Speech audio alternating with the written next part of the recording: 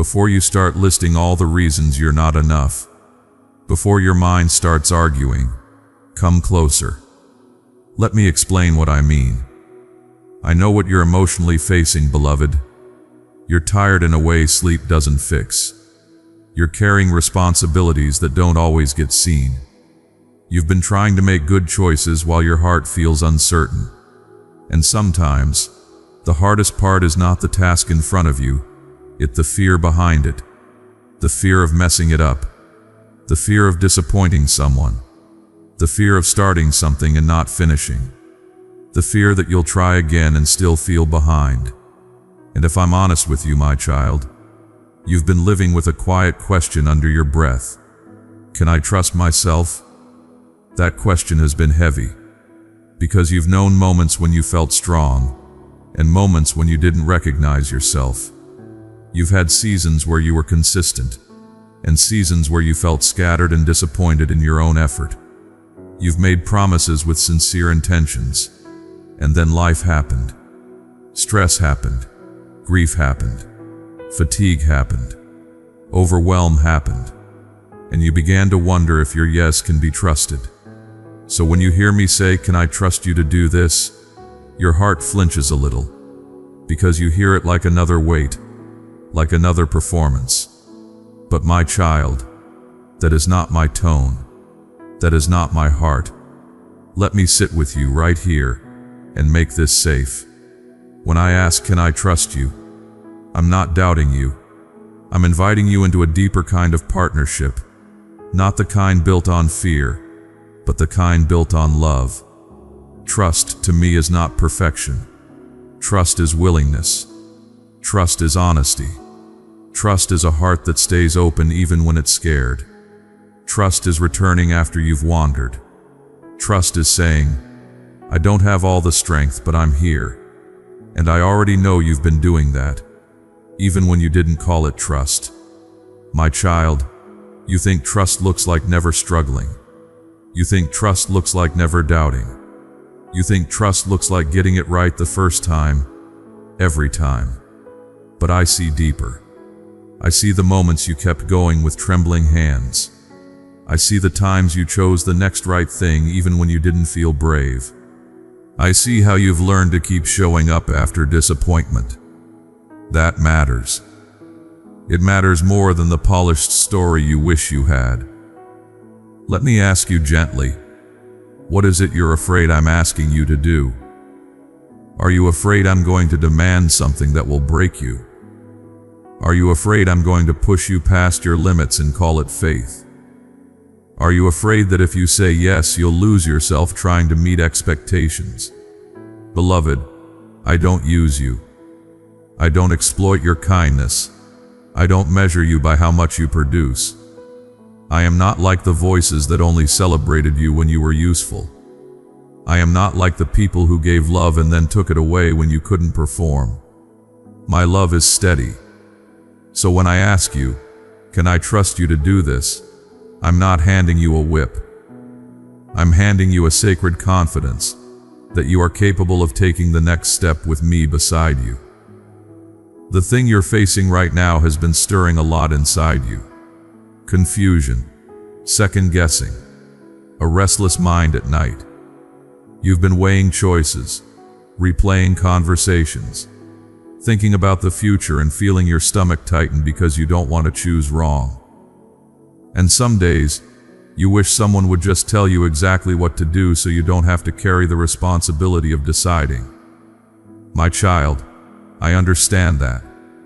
Decision-making can feel scary when you've been hurt before, when you've tried before and it didn't work, when you've given your best and still got disappointed, when your own mistakes became a memory that whispers, "Don't trust yourself."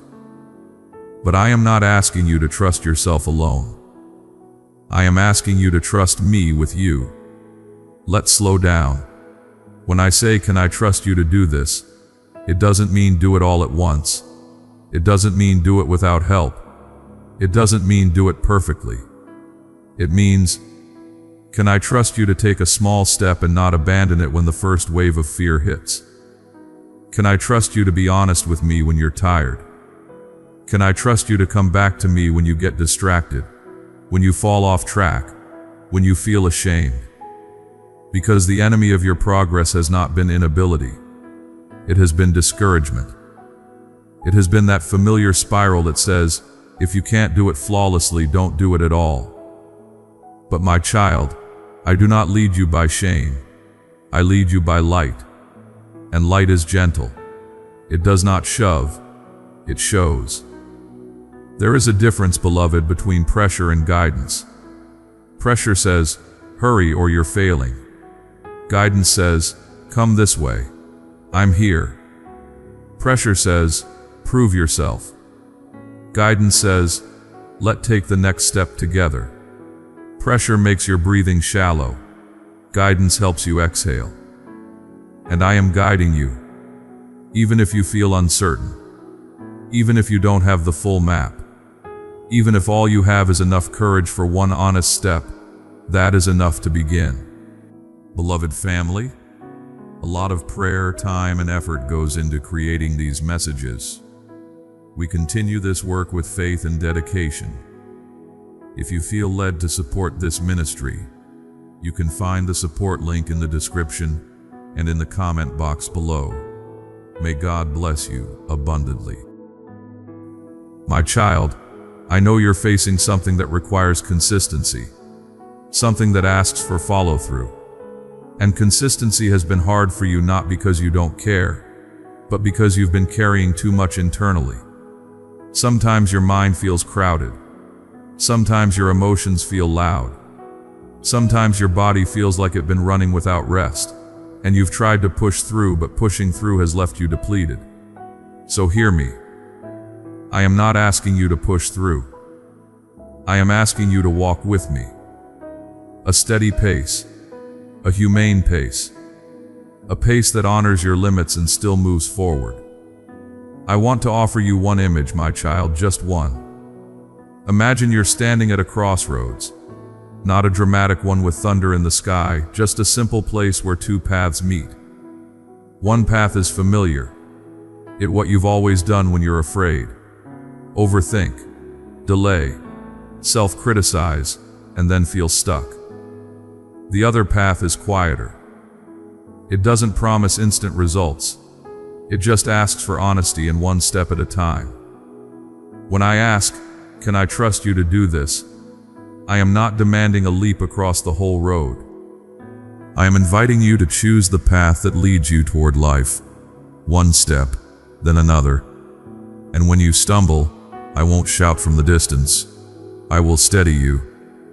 My child, I also want you to understand what trust does to you. Trust is not only for me. Trust is for your healing. Because when you trust, you stop living in fragments. You stop splitting yourself into the part that wants to grow and the part that terrified. You stop punishing your fear and start listening to it with compassion. You begin to say, yes, I'm afraid, and I'm still moving forward. That is maturity. That is strength. That is what I am building in you, not a person who never feels fear, but a person who is not ruled by it. Beloved, some of your fear comes from old disappointments. You trusted once and got hurt. You tried once and got embarrassed. You hoped once and felt let down. So your heart learned to protect itself by hesitating, by staying half committed, so if it fails, it won't hurt as much. But half commitment creates a different kind of pain, the pain of never knowing what you could have become. I am not scolding you, my child.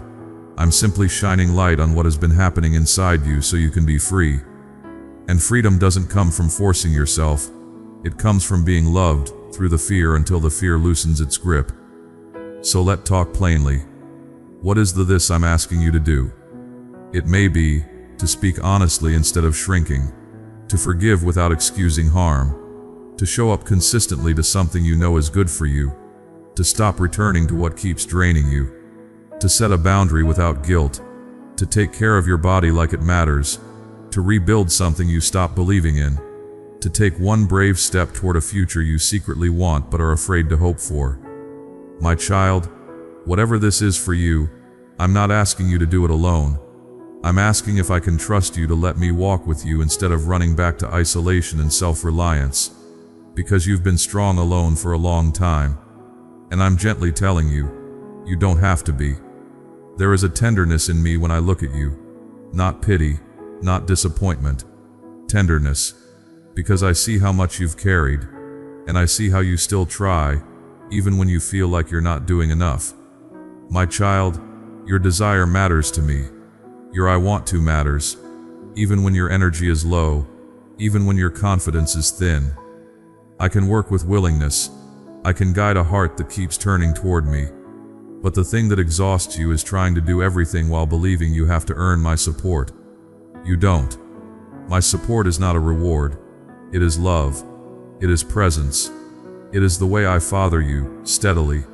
So yes, my child, I am asking about trust, but not in the way you fear. I'm not saying prove you're worthy. I'm saying, will you let me lead you? Will you let your decisions come from peace instead of panic? Will you let your pace be steady instead of punishing? Will you learn that a small, consistent step is more powerful than a big, dramatic promise you can't sustain? Because I'm not building a moment in you. I'm building a life with roots, a life with stability, a life with softness and strength together. And I know you. I know you're the kind of person who cares deeply, so deeply sometimes that you overthink because you don't want to hurt anyone, and you don't want to get it wrong. But my child, you cannot love well when you are afraid all the time. Fear makes you shrink. Fear makes you silent. Fear makes you delay. And then you feel regret, and the regret becomes proof that you can't be trusted.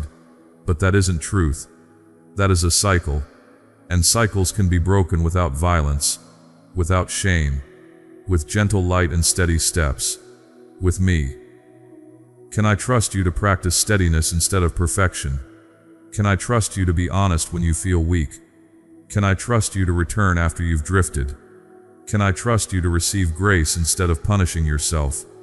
Because some of the hardest work you will ever do is not the outward task, it's letting yourself be loved without earning it.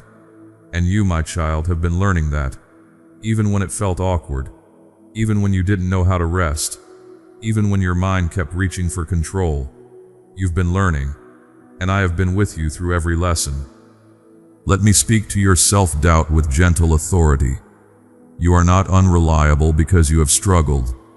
You are not untrustworthy because you have been tired. You are not disqualified because you have needed time to heal. My child, I know your heart. I know what you meant even when you didn't do it perfectly.